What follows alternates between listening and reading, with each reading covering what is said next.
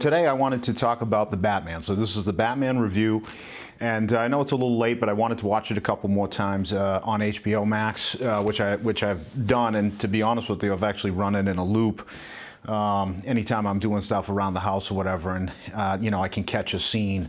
I can walk in, catch a scene, and I just think it's just a very ambitious film. It's done very well. I really like, and I think everybody does too, the kind of detective aspect of the film. Once Christopher Nolan signed on to do Batman, I kind of figured, especially with Memento and Insomnia and stuff like that, that it would be, more focused on the detective side of everything. And surprisingly, I mean, all, Batman films do have their kind of detective story built in. But it wasn't as much as I thought it was going to be in the Christopher Nolan trilogy. And the Batman with Robert Pattinson, I think, really did a great job, and we're able to kind of look at, Batman, through most of the film. Probably almost like 85% of the film is Batman, which is great. So the cinematography obviously is beautiful. Greg Fraser did such a great job with the film, and his technical prowess at this point is something to really take a look at. So, I mean, he did Dune, he did Foxcatcher also, he did, and obviously he's done the Batman, and I believe he did some work on the Mandalorian and stuff like that. So it's, he's really, evolving as a director of photography, and it's beautiful to see. That aesthetic, that shallow depth of field aesthetic that I also saw Zack Snyder do with his recent zombie films and stuff like that. It seems to be becoming a more apparent kind of approach, aesthetic approach to the lenses and just the overall look of the film, which I like. I mean, I wouldn't want to see a majority of films go in that direction, but because it would kind of make it a little less special. But as far as Batman is concerned, Robert Pattinson did a great job. I thought he was a really good Batman. I thought Zoe was a great Catwoman. I've always been a fan of Colin Farrell, so I think the approach to the Penguin, to kind of make him more grounded and a gangster, kind of like this Godfather gangster or something like that, I thought was cool. The city almost has no real good characters. I mean, you have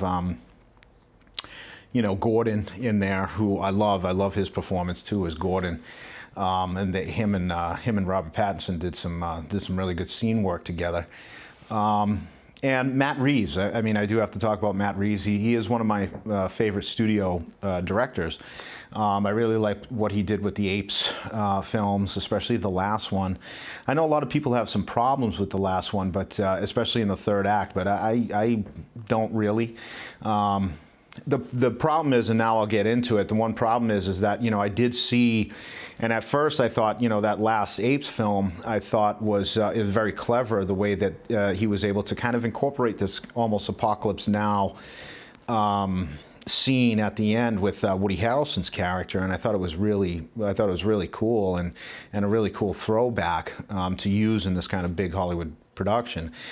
And, that's one of the faults I find in the Batman. That's the only thing that I really find in the Batman, is that, it's very influenced by David Fincher, certainly Seven, Zodiac, and even The Girl with the Dragon Tattoo. A lot of that motorcycle coverage, I think, is almost exactly framed like it was in David Fincher's The Girl with the Dragon Tattoo.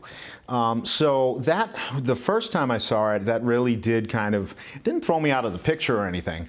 And also the heavy influences, in my opinion, of the movie The Crow, especially the way the city was and how it was, always raining and it was it looked like the only real, daylight we get from the city is either they shot it right at dawn or right at excuse me, right at magic hour, right at dusk. So, which is cool, but again, it kind of reminded me of The Crow. Watching it a couple more times, though, and one of the things I actually did recognize in the cinema, and the reason why I wanted to I couldn't wait to watch it at home, was the craftsmanship of every scene. I think is just real tight. You know, you can really kind of break down each scene. And then walk into the movie at a, you know, if you've seen it all the way through, and walk into the film at a particular scene and really be engrossed by it. So I think that work is just really, you know, well done, you know, well cut. The soundtrack is, I think, fantastic. The Batman is an 8.4.